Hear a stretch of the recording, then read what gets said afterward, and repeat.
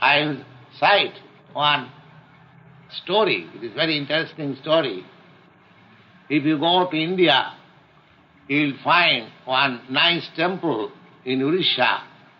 It is called the Temple of Witness Gopal, Sakhi Gopal, Witness Gopal.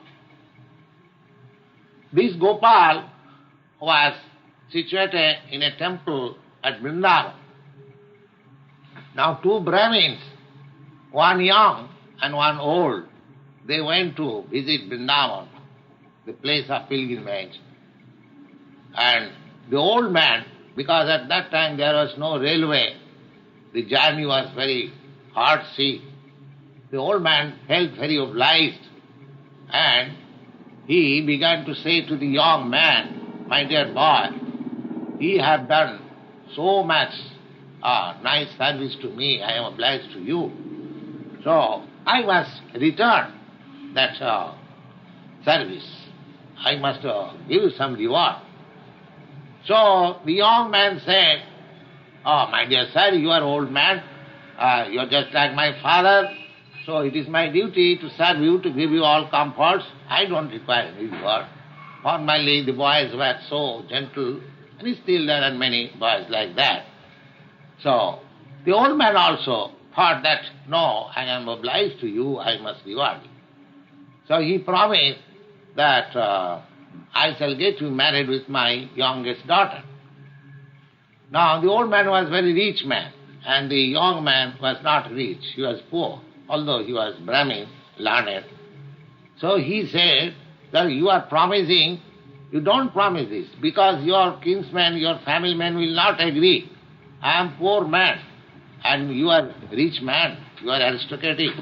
So it will be not, this marriage will not take place. Don't promise in that way before the deity.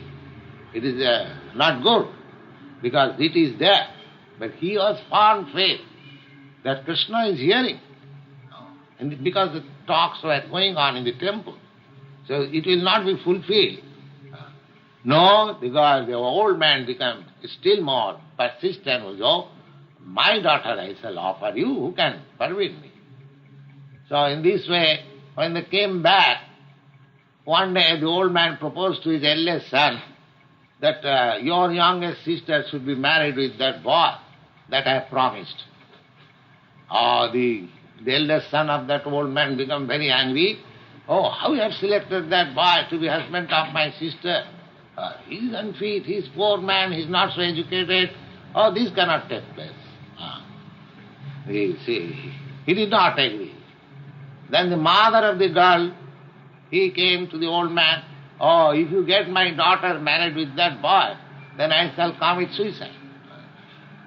Now the old man is perplexed.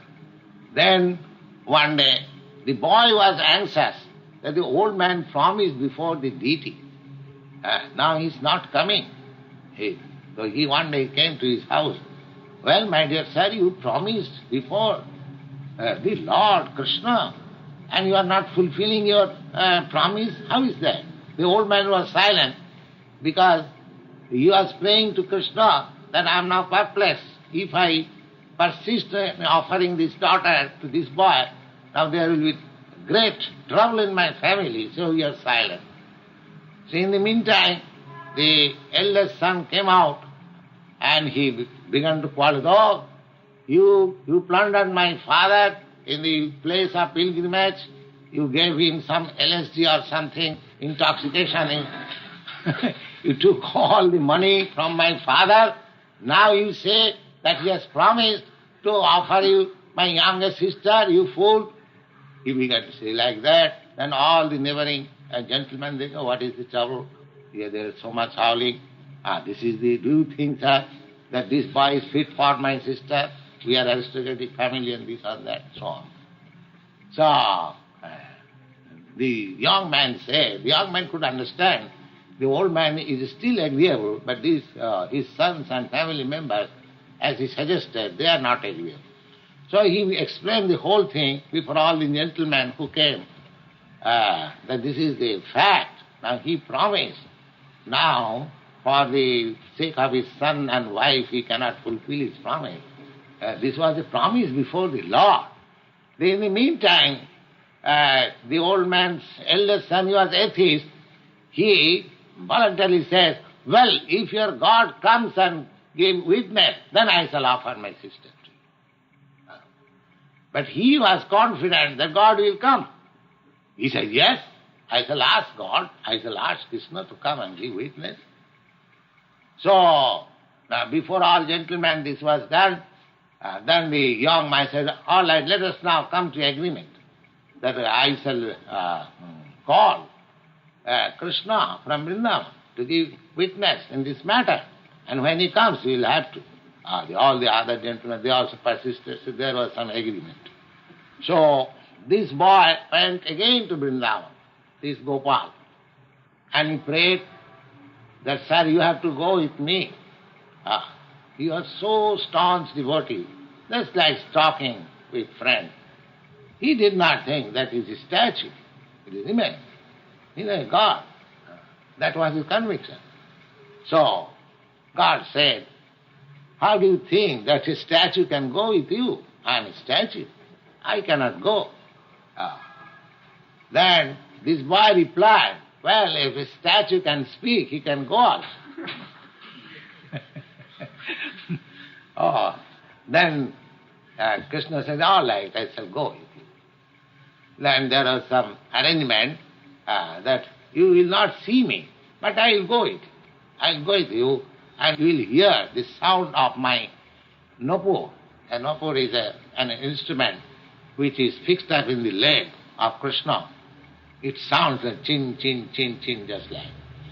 So, he was going with him, and daily he was offering some food stuff, taking alms from the village. In this way he was coming. But when he came in the precincts of the village, of his own village, he could not hear the sound of the nupur. So he saw back, oh, where is Krishna? He saw that statue is there. The statue is standing. So he informed all the villagers that Lord has come to give witness. And it is about some thousands of years before this thing happened. People were convincing, yes, there was no such a big statue this boy could not bring. So they believed, and there was a temple constructed by the king of that country, and still that temple is there, and it is named, the Lord is named as Sakhi Gopal. Sakhi Gopal, Gopal means, Gopal is the name of Krishna's boyhood. So, because he came to give witness in that controversy, so that temple is still there. So, the whole idea is the statue, because God is everywhere. So, he is also in statue. God is everywhere. How can you say that he is not in statue? He is also in statue. So, it is my devotion, it is my qualification that I can induce that statue to speak with me. Just like the same, if I am electrician, then I can fit any electrical instrument or machine or light from the electric energy which is all over. Similarly, God's energy, he is present everywhere.